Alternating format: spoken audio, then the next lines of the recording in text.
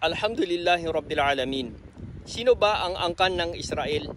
na sinagip ng Panginoong Allah Subhanahu wa Ta'ala kasama si Propeta Musa alayhi salam sa araw ng Ashura? Ang angkan ng Israel ay ang angkan